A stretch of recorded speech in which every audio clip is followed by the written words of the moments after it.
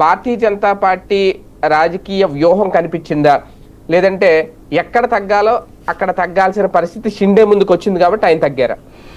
బేసిక్గా షిండే అనేటటువంటి వ్యక్తికి తన స్థాయి ఏంటో తనకి తెలిస్తే ఈ గొడవ అంతా ఉండేది కాదు.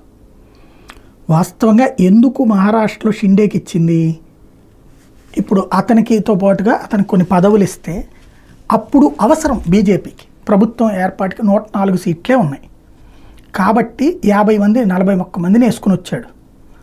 వాళ్ళు షిండేకి సీఎం ఇస్తే వాళ్ళని బయటికి పోకుండా చూసుకుంటాడు. అంటే శివసేన నుంచి ఎమ్మెల్యేలను తీసుకుని బయటికి రావడమే ఆయన స్థాయి ఏమో అక్కడ మొన్న. అంతే, అంతవరకే కదా.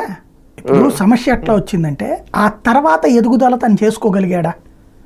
పార్టీని చీల్చడం గొప్ప కాదండి, దాన్ని నడిపించడం గొప్ప. మీరు తెలుగుదేశం పార్టీని చూస్తే నాదెళ్ల భాస్కర్రావు చీల్చారు కానీ పార్టీని తను నడపలేకపోయాడు, దెబ్బతిన్నాడు. అదే చంద్రబాబు తీసుకున్నారు, తను నడిపాడు. కాబట్టి ఇక్కడ పార్టీని చీల్చడం గొప్ప కాదు, దాన్ని నడిపించి మనమే వారసులమని ప్రూవ్ చేయడం గొప్ప. ఇప్పుడు షిండేకి ఇక్కడ వచ్చిన ప్రాబ్లం ఏంటంటే మొన్న 80 సీట్లు తీసుకున్నాడు, బేరం ఆడితే ఇచ్చింది. తీరా చూస్తే దాదాపుగా 30-40 స్థానాలు పోటీ చేయడానికి షిండేకి మనుషులు లేరు.